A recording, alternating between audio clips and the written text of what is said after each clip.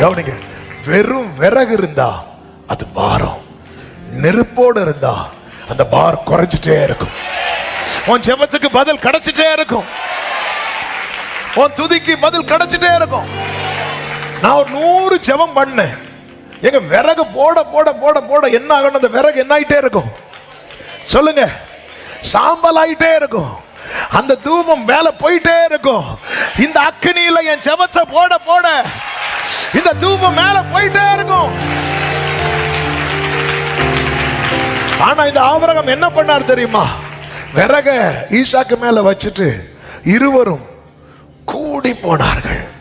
கூடி போனார்கள்னா ஒருத்தர் கையில விறகு, இன்னொருத்தர் கையில நெருப்பு. இவங்க 2 பேரும் சேர்ந்து பயணிக்கிற பாதையில கர்த்தர் நியமித்த ஆட்டுக்கடா இருக்கும். ஆமே, நெருப்பும் விறகும் சேர்ந்து பயணிக்கிற பாதையில க்ளோரி, கர்த்தருடைய சத்தம் உண்டாகும். நெருப்பும் விறகும். அதனாலதான் ஆமென், தாவீது பவுல் சொல்றார், நான் ஆவியோடும் பாடுவேன், கருத்தோடும் பாடுவேன். நான் ஆவியோடும் ஜெபம் பண்ணுவேன், கருத்தோடும் ஜெபம் பண்ணுவேன்.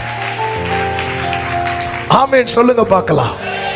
இந்த அக்கினி தேவை, இந்த அக்கினி தேவை. இருவரும் கூடி போனார்கள். ஆபிரகாம் தன் கையில. அதனாலதான் நம்ம ரொம்ப கேட்டோம், ஈசாக்கு சின்ன நேசகுமாரன் ஆனாலும் சீக்கிரம் தரமாட்டார். நம்ம ரொம்ப வாஞ்சிக்கிறோம். ஏன்னா நம்ம ஹேண்டில் பண்ண போகிற நெருப்புங்கிறது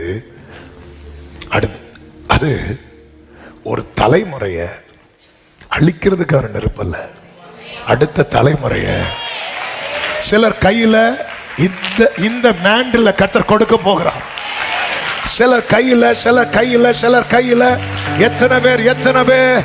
எத்தனை பேர் ஆமேன் சொல்லுவீங்க? ஆமேன் சொல்லுங்க பார்க்கலாம்.